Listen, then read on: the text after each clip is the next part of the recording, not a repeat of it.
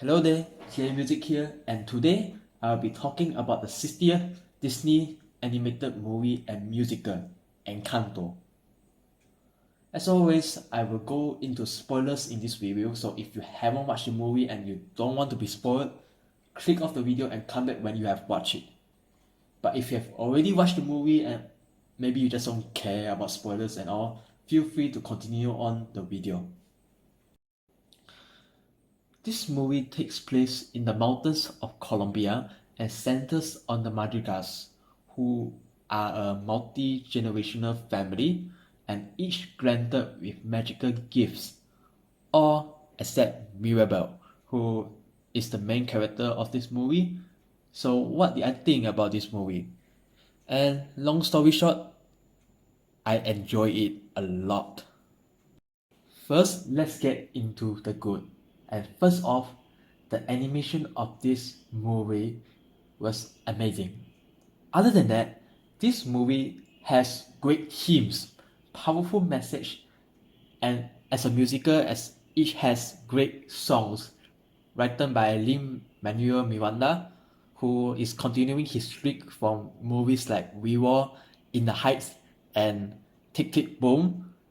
I haven't watched all those movies yet, but I heard some of the songs and they are great, so good for him. Anyways, back to the movie.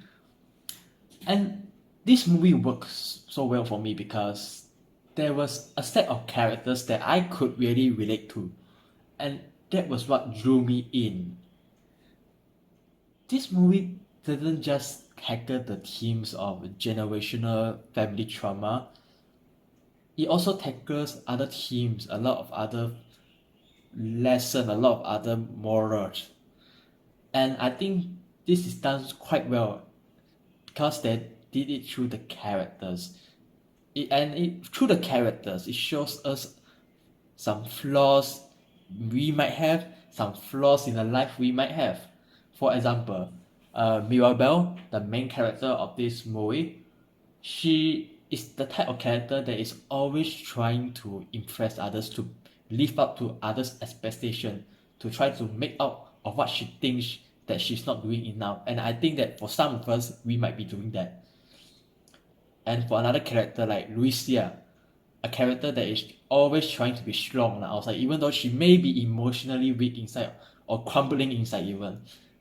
She tries to be strong, and I can relate to that a lot because I'm always that the type to try to be strong outside while inside I'm just dying.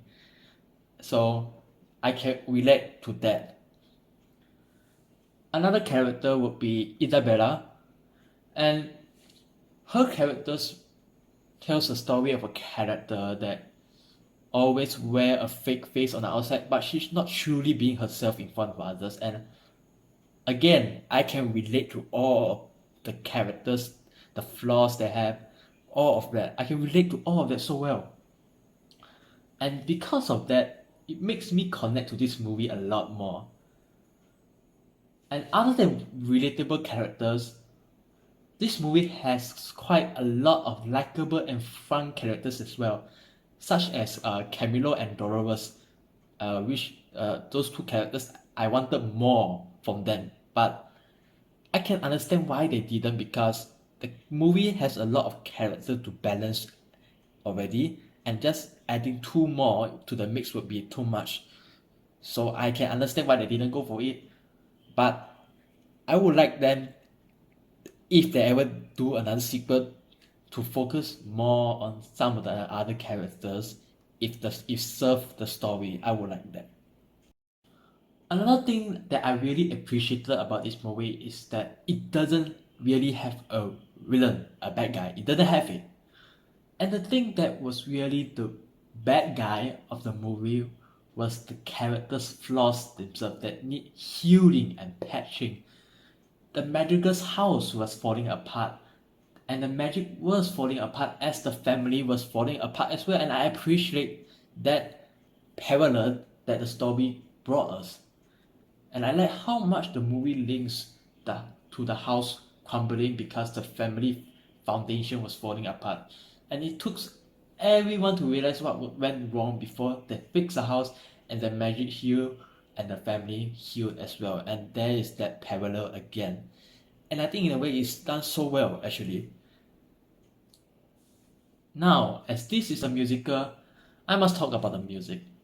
Lin-Manuel Miranda really did a great job with the songs in this movie, not only making them catchy, but making the song, the lyrics, and the melody all character driven.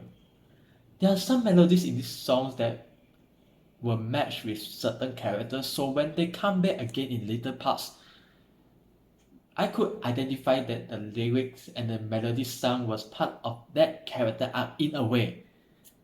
Another thing that Lane did very well was how he overlaps the melody and the lyrics in his songs.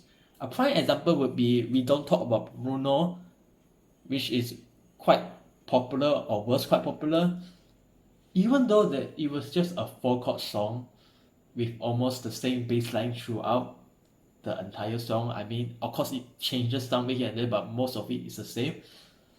He did not just manage to write so many different melodies to go with, but he also managed to make these melodies overlap with each other and make it fit while sounding so good.